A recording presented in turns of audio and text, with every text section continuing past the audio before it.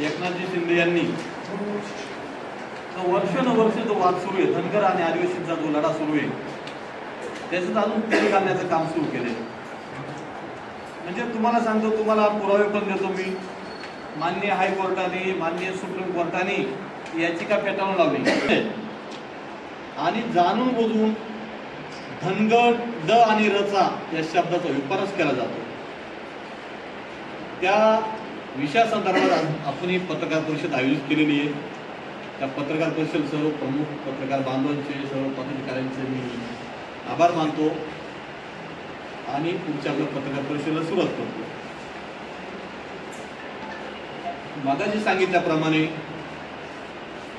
वर्षानुवर्ष धनगर आणि आदिवासी लढा सुरू आहे.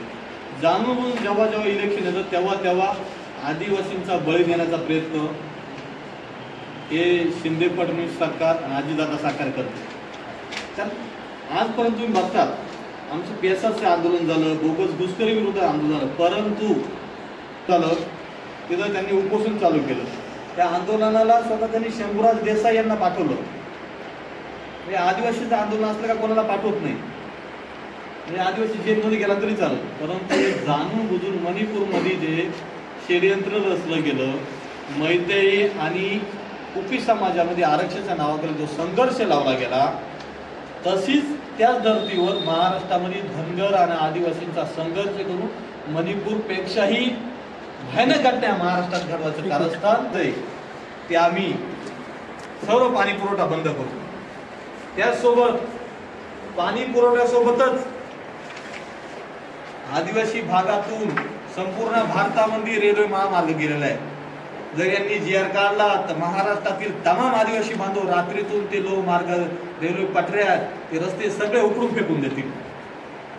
त्याचसोबत महाराष्ट्रातून जाणारे रस्ते सर्व देशामध्ये ते रस्ते बंद करण्यात येतील.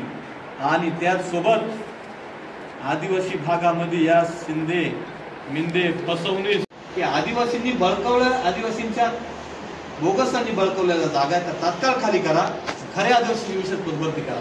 परंतु जाणून बुजून यांनी मान्य सुप्रीम कोर्टाचा अवमान करून अधिसंख्य पदात शासनाने कारण बोगसांना वाचवण्याचे कारस्थान चालू केले. परंतु अजूनही बोगसांना आदिवासी ते बनवलं जात नाही. झिरो जागा रिक्त असती आणि आदिवासींना जाणून डावलं जातं. त्याचबरोबर शिक्षणाचा मोठा भाग होत आहे. परंतु हे धनगर आणि आदिवासीमध्ये जाणून बुजून हा लढा का उभा करायचा प्रयत्न करायचा का त्यांनी पैसाचा मुद्दा आणि बोगस आदिवासीचा मुद्दा साईडला पडा आणि या सरकारला आम्हाला मरण आले तरी चालत, पण आदिवासी समाजात मी तरी या धनगर जातीची घुसखोरी करू देणार नाही. कारण या धनगर जातीच्या विरोधात आयुष्यभर मी लढत आलोय आणि लढता लढता 2019ला मी या BJP मनवादी सरकार सत्तेवर असताना मला आणि माझ्यासोबत गणेश गवळी, राजेंद्र वागले अशा कार्यकर्त्यांना 14 दिवस सेंट्रल जेलला पाठवलं होतं का आम्ही धनगराच्या विरुद्ध आंदोलन करू नये म्हणून. 14 दिवस काय आम्ही आयुष्यभर जेलमध्ये साडायला तयार आहे, पण त्या धनगरांना घुसून देणार नाही. धनगरांचे काही काचन किरकोळ कारवाई कार्यकर्ते पत्रकार परिषद घेऊन सांगतात, धनगरांच्या नादी लागलं, धनगरांची वाकडं तर नदीवर लाकडं. पण आम्ही सांगतो या पत्रकार परिषदेच्या माध्यमातून, आदिवासींच्या नादी जो लागल त्याचेच लाकडं नदीवर जातील आणि आदिवासींची धनगर बांधवांनी चुकीच्या बातम्या देऊ नये. हे राजकारण करते मिंदे सरकार. तुमची पण दिशाभूल करते, आमची पण दिशाभूल करते.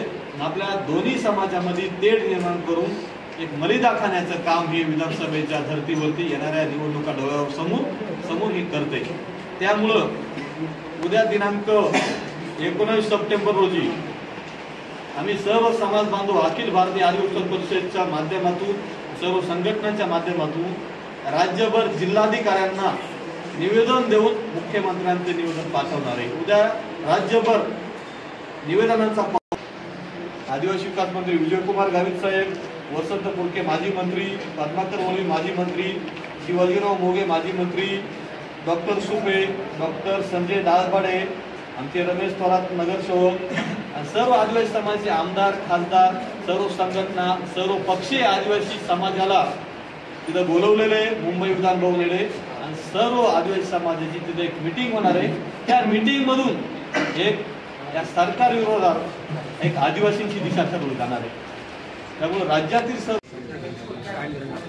वर्षानुवर्षे जो धनगर आदिवासी लढा हा जाणून बुजून बीजेपी सरकार जेव्हा जेव्हा सत्तेवर आलं, मिंदे सरकार जेव्हा सत्तेवर आलं तेव्हापासून त्यांनी जाणून बुजून हा लढा सुरू केलेला आहे, संघर्ष सुरू केलेला आहे। 2 दिवसापूर्वी धनगरांनी एक आंदोलन केलं पंढरपूरला। त्या आंदोलनाची दखल घेऊन या राज्याचे मुख्यमंत्री एकनाथजी शिंदे यांनी त्या शिष्टमंडळाची मीटिंग घेतली आणि त्यांना आश्वासन दिलं धनगड आणि धनगर ज्या ड आणि र शब्दाचा विपारस केलेला आहे ते दोन्ही एकच आहे असा जिहार काढण्यासाठी राज्याचे मुख्य सचिव विकासजी खारगे यांच्या नेतृत्वाखाली ती समिती स्थापन केली।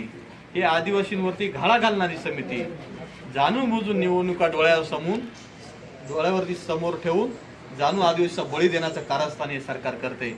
मणिपूरमध्ये जी आरक्षणाच्या नावाखाली घटना घडली, मैते आणि कुकी समाजात जो संघर्ष झाला आजही पूर्ण जग बघतंय, अजूनही त्या मणिपूरमध्ये अन्याय चालू आहे। त्याच पार्श्वभूमी त्याच धर्तीवरती ही घटना महाराष्ट्रामध्ये धनगर आदिवासी लढा लावून देऊन ती घटना त्यांना घडवायची मणिपूर सारखी म्हणून हा जीआर काढण्यासाठी मिंदे फसवून अजितदादाचं हे षडयंत्र आहे।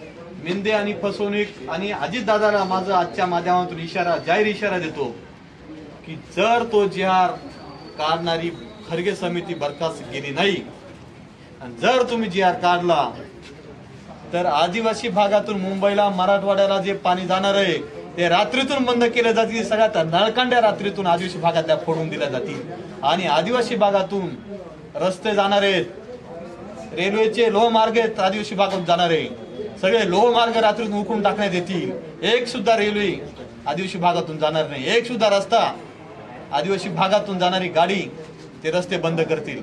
आणि त्याचसोबत आजपासून आदिवासी समाज संपूर्ण महाराष्ट्रामध्ये मिंदे अजितदादा फसवणूक यांच्या कार्यकर्त्यांना मंत्र्याला संत्र्याला आमदाराला खासदाराला आजपासून यांना आदिवासी भागात गावबंदी करण्यात येते जोपर्यंत विकास खरगे समिती बरखास्त करत नाही तोपर्यंत। आणि त्याच सोबत जर यांनी अजून त्यांनी आदिवासींचा बळी घेण्याचा प्रयत्न केला तर येणाऱ्या काळामध्ये 25 आदिवासी आरक्षित सीट आहेत, तिथं 25चे 25 आदिवासी आमदार हे मिंदे फसवून अजितदादाचा एकही निवडून येऊन देणार नाही हा आदिवासी समाजातर्फे माझ्या वतीने शब्द आहे।